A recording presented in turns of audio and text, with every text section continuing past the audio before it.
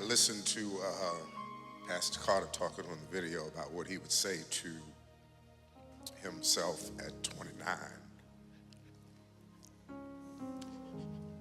And he said he would say to himself, "You're enough.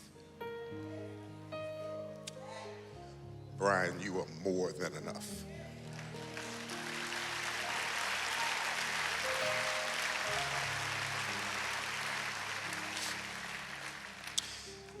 So many people are gifted to preach and to administrate, but it takes a heart to extend pastoral care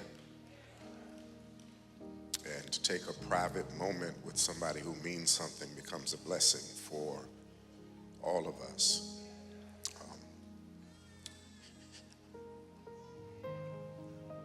My mother was diagnosed 2 weeks ago with breast cancer. My father is suffering from severe memory loss. And I wondered why I would take off on the first weekend to go be a guest at another friend's pulpit, and today is my answer. Thank you.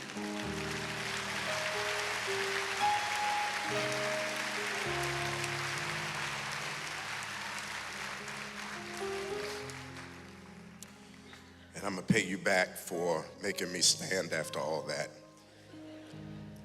Listen to these words and let me attempt to say what I believe the Lord wants us to hear. Luke chapter 6, verses 12 through 16. Read like this. One of those days, Jesus went out to the mountainside to pray and spent the night praying to God. And when the morning came, he called his disciples to him and chose 12 of them, whom he also designated apostles: Simon, whom he named Peter, his brother Andrew, James, John, Philip, Bartholomew, Matthew, Thomas, James, son of Alphaeus, Simon, who was called the Zealot, Judas, son of James, and Judas Iscariot, who became a traitor. And I want to attempt for just a few moments to talk about after a night in prayer. You may be seated.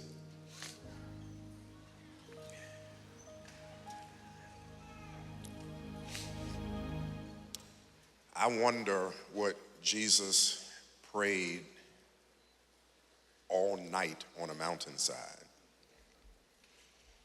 I can surmise that his prayers had to include the rehearsal of vision, some expression of commitment to the mission of human redemption. We know subject matter of sacrifice and surrender had to come up. These had to be a part of the prayers that stretched, the writer says, all night long. I come to these summations because you don't sit in prayer all night and not express your fears, your concerns, your inner inhibitions, your admissions of deep trust. And let me remind us again, as a way of setting the tone, the tenor, and the image of the text, he was up there praying all night long. And when you read what Jesus immediately does after he returns from prayer in the morning, we know what else must have been a part of his prayer time. He had to be praying about his surrender to the mission of human redemption, his sacrifice of his will in pursuit of the will of his Father. But you and I know, don't we, he had to also be praying about those critical selections related to those who would become his disciples. And in these selections, Jesus can make no mistake. The prophets had foretold of things that must happen. The law required a certain progression of events. Things had to happen in certain contexts with synchronicity in order to align with portions of early Hebrew communal life and religious practice.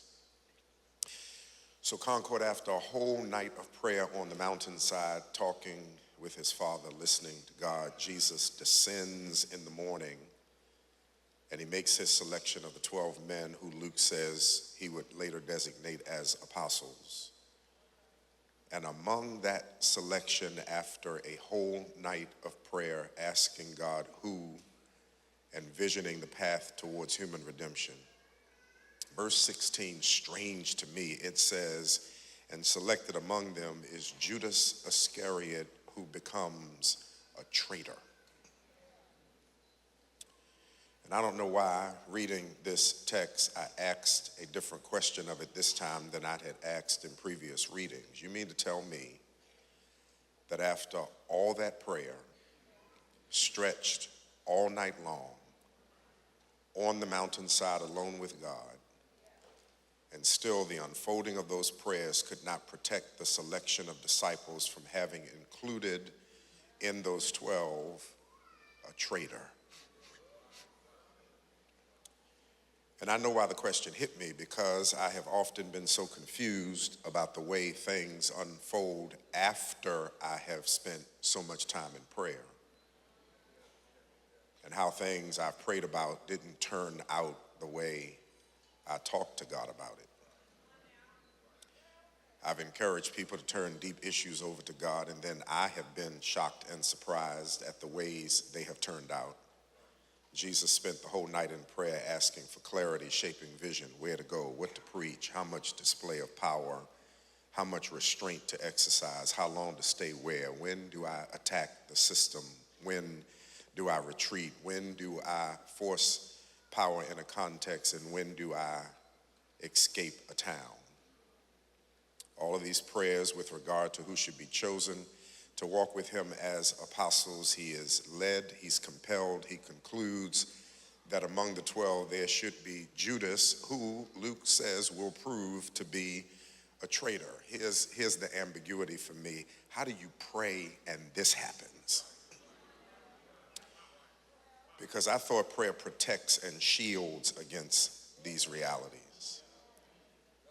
I thought prayer reveals the things that look good on the outside but are harmful under the surface. And I thought God dispenses discernment that allows me to sidetrack what I cannot see. How could people pray for special relationships and then live convicted that God answered their prayers, only to then be caught up and connected in drama with somebody you would have never invited in your life if you had known in the beginning what you discovered after a while? Or to ask God to move in the life of somebody important to you and believe that he did, only to watch it all go wrong not too long after. How do you pray for right selection in your life and end up with Judas on the team? And that forced me to have to wrestle with, have we perhaps misdefined prayer? Have we perhaps misinterpreted its purpose or its power for that matter? Or are our expectations attached to prayer misguided and misaligned? Could it be? Could it be that prayer is really too fragile a construct and too uncertain to be trusted in the fashion that perhaps some of us have trusted it? Is it that prayer really has no impact beyond anything, and really prayer is a weightless discipline? Is it that prayer makes us feel good but really has no efficacy, no power, no effect? Or is prayer to be understood differently than perhaps we have embraced it? Prayer is no doubt casting our wishes upon God. Prayer is expressing our vows to him. Prayer is communicating with God. It is to make our hearts and minds like incense and to let them burn before the altar of our sovereign God. Prayer is to ask and to muse and to meditate his word, his will, position our lives in his presence, to listen, to receive, to be changed, to be transformed, to be convicted. All of these make up the prayer lives we are expected to offer to God. And as one classical devotional writer said, prayer is really the heart finding its home in God. Maybe part of the confusion when Judas ends up in the ranks after an all-night mountainside prayer exchange by Jesus is because we mistakenly include in our definition of prayer that prayer is a fail-safe, and to pray is to always prevent all these threats from ever becoming attached to our lives. It is to make all of our paths smooth, and that prayer guarantees nothing but success and stressless engagements. And if that has been our ambivalent and naive thoughts regarding prayer, then all of us would have to confess that secretly we have become frustrated when and during and after our prayers We also become frustrated sometimes with the God to whom we direct them because we consider prayer to always be a game changer.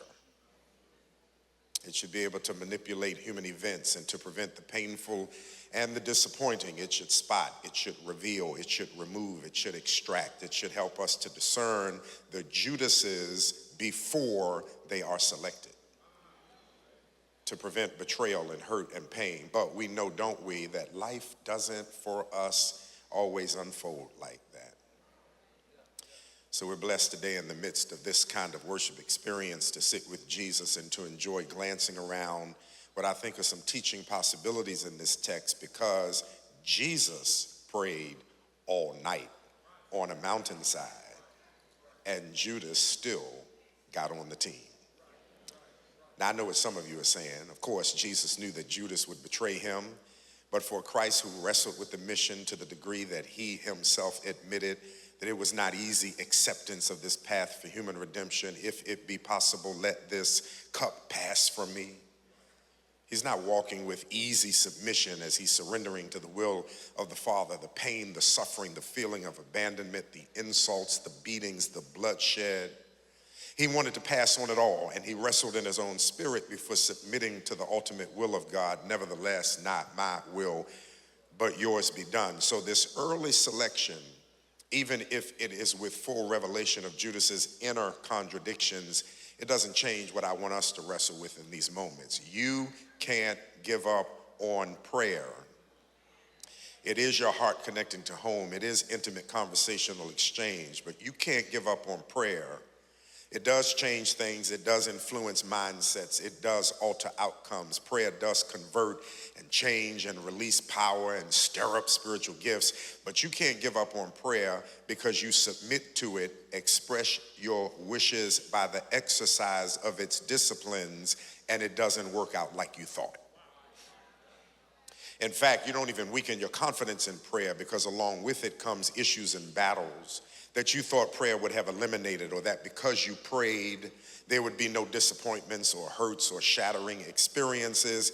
If we follow the image of the text, it is encouraging every one of us in the room to not give up on prayer when, after praying, Judas slips in and gets close. So it teaches me that prayer must not be for guiding outcomes. Prayer must be for grounding one's spirit in God. Do I need to say that again? All right, prayer is not for guiding outcomes. Prayer is for grounding one's spirit in God. Prayer is not a fail-safe, it's a grounding. It is not to control, it is to ground. Prayer is the expression of my wishes, the release of my heart expressions to God. It is talking to God, but I'm praying because it is grounding my wishes, my desires, in what I would call an intended birth, space, emotionality, thinking consideration. It is framing my thoughts, framing my emotionality. It makes me look at things through spiritual lenses. And here is what the text, I think, is teaching us. Jesus spends all night on the mountain praying because it's grounding his thoughts on a spiritual plane. Prayer strengthens Jesus to resist the urge to consider the personal over the sacrificial, the ease of the path versus the price necessary to redeem humanity. Jesus is not in academic halls, not in philosophical debating platforms, trying to get his mind right before engaging public ministry. He's not conversing about matters of human redemption with doctors and merchants and town leaders. He's talking to God in prayer because his musings, his ideas, his thoughts, his considerations, his wrestlings, his decisions, his choices, his options all need to be grounded spiritually, so that if Judas is a surprise, then Jesus will be equipped to handle it. And if Judas is revealed early or revealed from the beginning, Jesus can attach the incredulity of his selection to the wider purpose of divine intent. Instead of being frustrated that I got to carry this traitor and manage this traitor and preach to this traitor and minister to this traitor. I got to feed this traitor and protect this traitor. Instead of being mad about that, I carry him because I watch God work in it all for purposes perhaps only God knows. You know what encourages me to trust prayer? Not because it's a fail-safe, not because what you pray about is guaranteed or that it protects from harm and warns of impending danger. No, I pray and I trust in prayer and root my life in it because it grounds my life in the will of a sovereign God, and God's will shapes my perspective and defines my experiences. It informs my emotionality. Prayer guards the door of my heart and my mind so no thinking or feeling invaders or intruders can barge in, tempting to make me make perilous decisions. And this is why you don't give up in your belief in prayer, because it was never to be a magic wand anyway.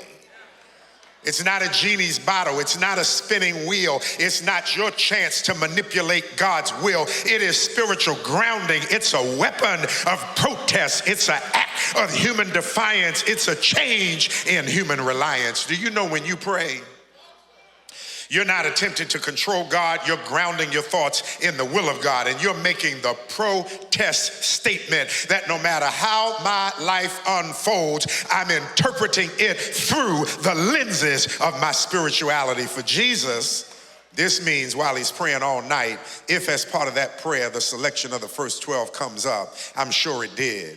When Judas's name comes up, Jesus is grounded now in an exchange that invites him to think about redemption and sacrifice and prophecy and atonement and salvation. Had he been grounded in something else and Judas's name came up, I can only imagine if it were me and Judas's name came up, I'd be thinking interception of intent, elimination of inclusion altogether. Let me think about my own protection, my preservation, my preferences. Y'all still didn't get that. Let me talk the way that it sounds from where I grew up. Let me clip this dude before he clips me. And that would have placed in jeopardy human redemption.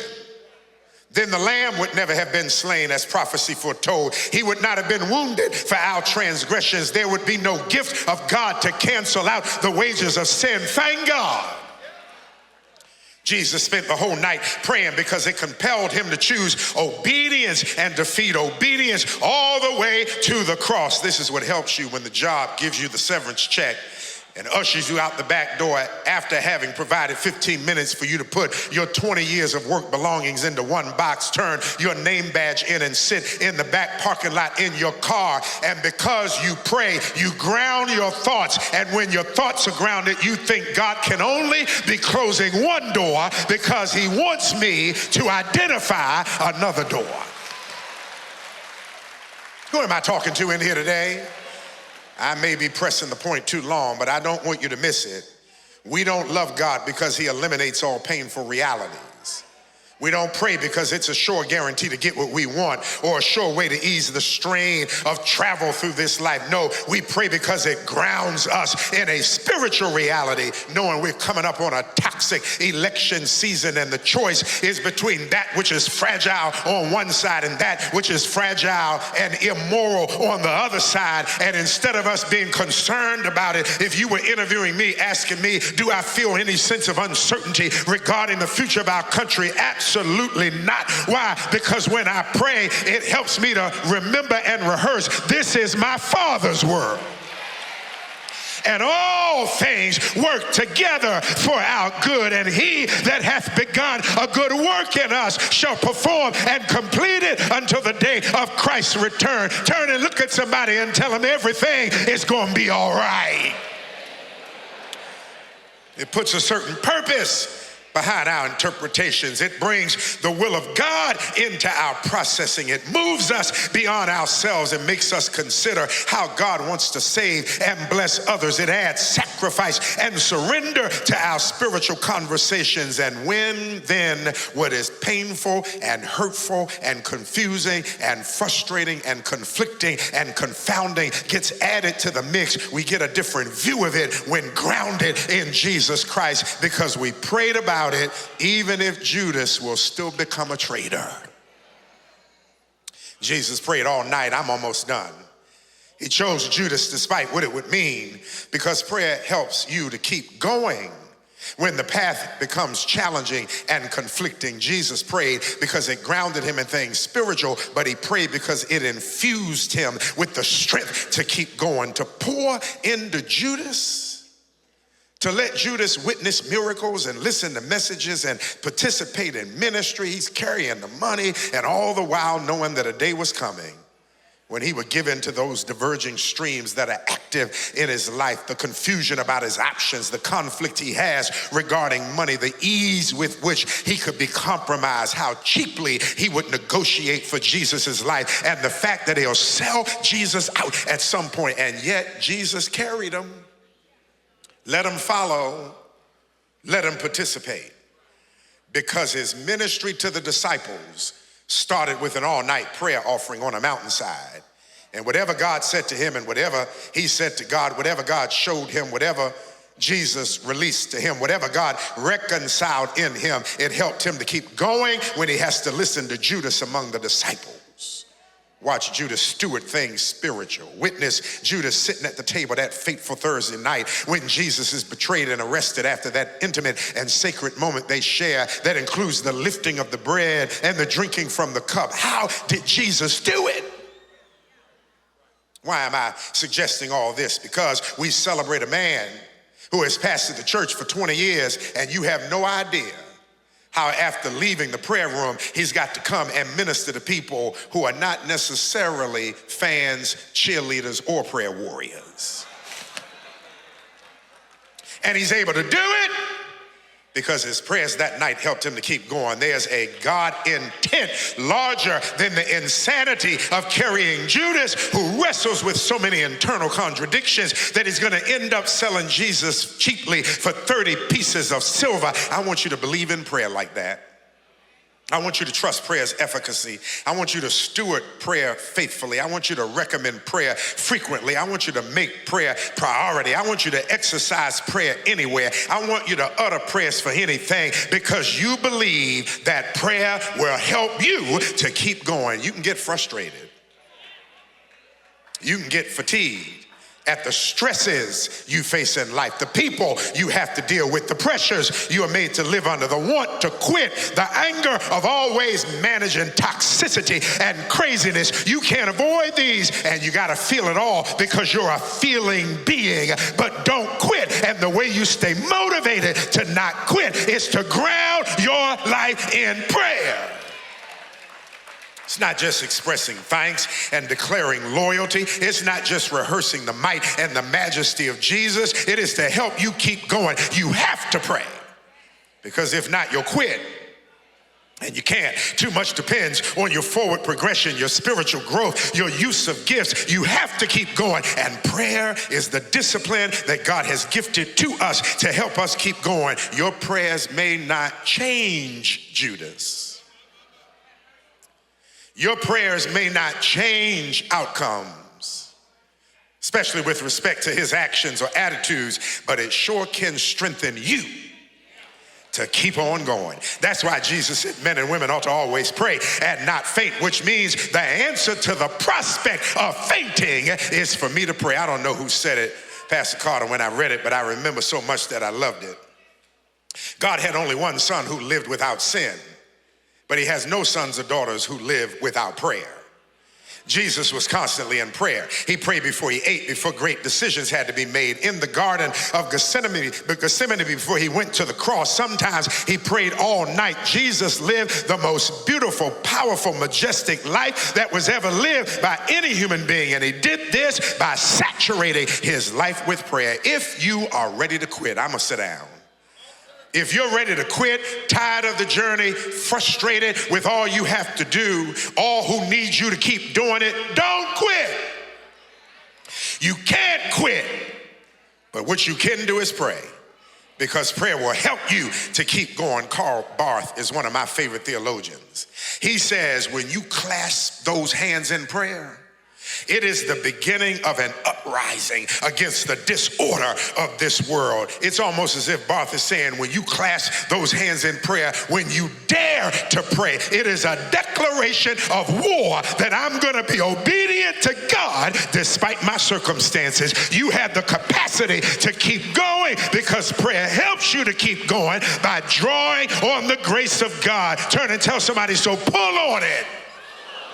Even if you don't know what to say, if you don't have elocutionary skills, if you haven't spent time at prayer meeting trying to imitate the old deacons, whether male or female in our churches, you need to be like D. Martin Lloyd-Jones, whose preaching was so superlative that I still listen to it these days. And he said, prayer demands no special dress. Prayer demands no special place. Prayer demands no special eloquence. Prayer demands no special scholarship. Prayer never has to strut. Prayer seeks no applause. Prayer defines definition. And I'm here to tell somebody, prayer eludes explanation. Prayer is birthed in time, but it grasps eternity. Prayer strengthens the weak, and prayer weakens the strong. Prayer touches the power of the world to come. Prayer avails much because prayer prevails much. And our ultimate position as Christians is tested